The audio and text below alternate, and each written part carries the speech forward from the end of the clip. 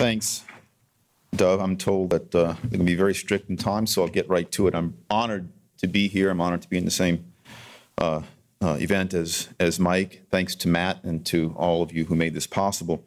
Let me begin with 3 prefatory remarks.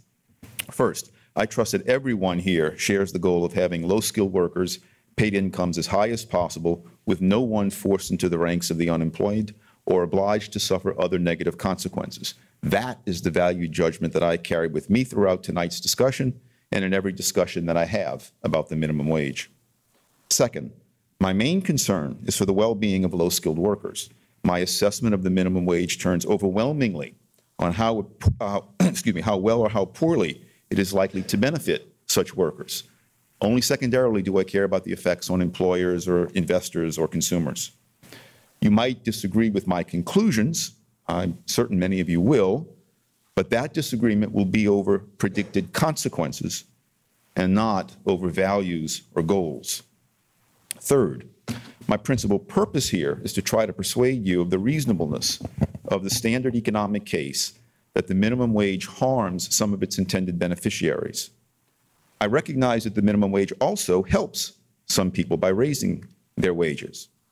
Although analyzing this trade-off isn't my main purpose, I will say a few words about it near the end of these remarks. I choose this as my main purpose because the principal case for the minimum wage, the case for it that's almost always made, is that it raises all low-skilled workers' wages and incomes without harming any of them. It's this case that I believe to be most clearly incorrect. Until and unless all politicians and pundits who support the minimum wage concede the possibility that it harms some low-skilled workers, I believe that the public discussion is flawed and misleading. So I do oppose minimum wages. I oppose them chiefly because economics tells me that by raising employers' cost of employing low-skilled workers, the minimum wage makes the employment of these workers less attractive and thus destroys jobs for some of these workers. And losing jobs means not only losing income, but also losing opportunities to gain valuable work experience. The result is unintended harm to some, and perhaps many, low-skilled workers. In addition, the effects of the minimum wage, both positive and negative, aren't distributed randomly. By reducing the number of jobs for low-skilled workers, while simultaneously drawing into the workforce other workers, housewives, retirees, college students, drawn in by the higher minimum wage, it makes the pool of workers competing for these jobs larger. The risk is real that those workers who get and keep jobs at the higher minimum wage are workers who need higher incomes the least, and the workers who do not get jobs, who are denied jobs, are workers who need any incomes the most. Choosing from a larger pool of applicants for a smaller number of jobs, employers are too likely, too often, to choose the safe applicant. The recent immigrant, the single mom, the inner city minority teen will be overlooked. That's what happens when employers can become more choosy, when the number of jobs shrinks and the number of workers competing for those jobs rises. So let me explain a little bit more clearly my worries. The potential for the minimum wage to destroy jobs for low-skilled workers is the effect most feared by economists. I believe that this fear is justified. The classic economic argument for the minimum wage rests on the central pillar of modern economics, the law of demand. You get rid of that law of demand, you get rid of its validity, you get rid of modern economics. Some people might think that's good. I make my living as an economist. I think it would be bad. The law of demand says that if the cost of taking any action rises, people will take that action less frequently. Importantly, this law lies not only at the heart of economics, it's a proposition that every one of us takes as a practical rule of reality every day. For example, many environmentalists want to tax carbon emissions because they correctly understand that such a tax reduces carbon emissions. Many conservatives oppose such a tax because they correctly understand that that tax will reduce the industrial activities that cause carbon emissions. Many skeptics of globalization want a Tobin tax on short-term currency speculation because they correctly understand that such a tax will reduce such speculation. By the very same logic, a government-imposed requirement that employers raise the pay of low-skilled workers will make the employment of such workers less attractive and thus destroy jobs for at least some of those workers. Indeed, the minimum wage works as a tax on the employment of low-skilled workers. To employ such workers, firms must pay more. The fact that the additional payment goes to the workers rather than to the government is in this case irrelevant. From the employer's perspective, it's a mandated extra payment, a tax, for every hour of low-skilled workers employed. So if a Tobin tax reduces short-term currency speculation, if taxing carbon emissions reduces carbon emissions, why will taxing firms for employing low-skilled workers not reduce the amount of low-skilled work that they employ? My understanding of reality is that it will reduce the number of low-skilled workers who have jobs. Almost all economists until 20 years ago opposed the minimum wage because they feared these employment consequences. This opposition was supported not only by economic theory, but also by empirical research, perhaps the most famous instance of which was the 1981 Minimum Wage Study Commission report, which found that roughly a 10% increase in the minimum wage caused about a 3% reduction in teenage unemployment, teenagers being a proxy for low-skilled workers. That was the consensus until the mid-90s. In the mid-90s, a new wave of empirical research commenced, much of which finds that minimum wage hikes have indeed no negative employment effects. This new research is undone, it must be said, the pre-1990 consensus among economists. However, it hasn't yet convinced the majority of economists that the classic prediction of job losses is wrong.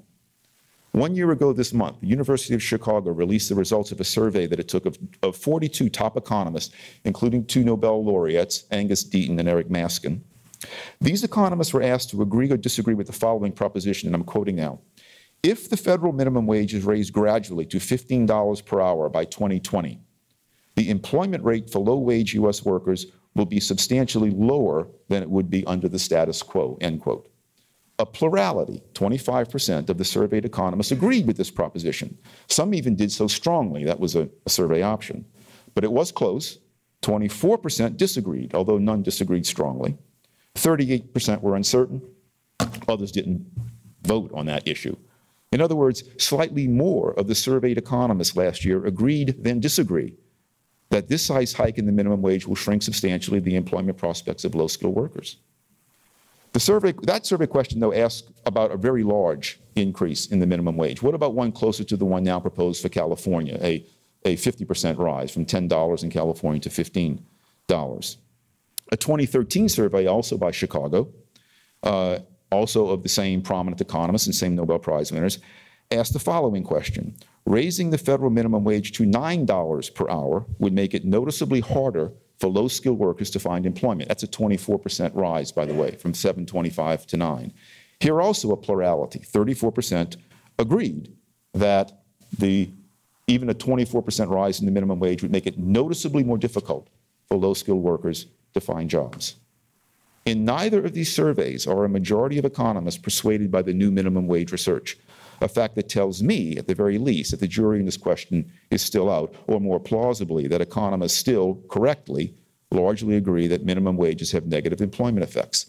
I'm with those economists who agree that the minimum wage, rising even modestly, hurts many low-skilled workers. The reason is not because I reject empirical evidence. I don't. Instead, the reason is that extraordinary claims require extraordinary evidence, and it's an extraordinary claim that the standard prediction of the law of demand does not hold in one market, that is, the market for low-skilled workers. So while there are indeed some recent studies that find that minimum wages don't destroy jobs, what you'll miss if you get your information today from most news sources and blogs is that there's also a lot of evidence, in fact, even more evidence, much of it very recent, that minimum wages do in fact destroy jobs to many low-skilled workers. David Newmark from UC Irvine and William Washer are today perhaps the most prominent contributors to this anti-minimum wage research. Here's their book. It's a 2008 book published by MIT Press, cleverly entitled Minimum Wages. They supply here an exhaustive survey of the empirical literature. By their count, 2/3 of the empirical studies find job losses. Their survey of the empirical literature leads them to this conclusion, and here I'm quoting from page 287 of their book. Summary of evidence. Minimum wages reduce employment of low-skilled workers. Strength of conclusion. Fairly unambiguous. A handful of studies find positive effects, some find no effect, but the preponderance of evidence points clearly to negative effects.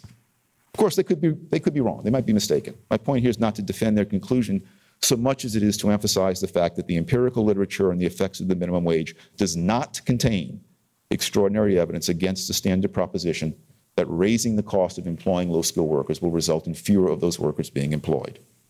So if the case that raising the minimum wage even might destroy jobs for some of the workers that it's meant to help, what right have we to embark upon this policy?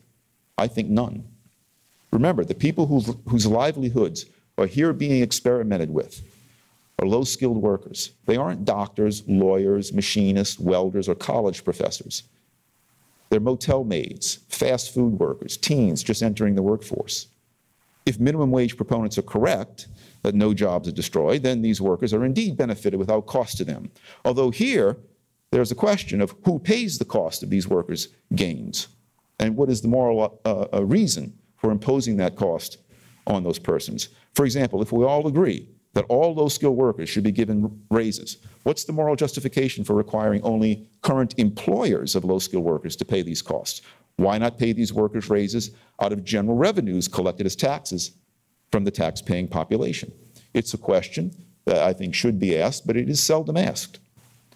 But what if basic economics and the bulk of empirical studies are correct and minimum wage proponents are incorrect? We then have a policy that not only prices some willing workers out of jobs, and again, also out of opportunities to get job experience, which helps these people to get even higher wages in the future, but a policy that also distributes the bulk of its benefits to those who need those benefits the least, while it inflicts the bulk of its costs on those who can least afford such burdens. Don Boudreaux, thank you very much. One more paragraph. Yeah. Even apart from the randomness of the distribution of such costs and benefits, what moral case is there for enabling some people to earn higher wages by pricing other people out of the labor market to earn no wages? I think none. Thank you. Thank you.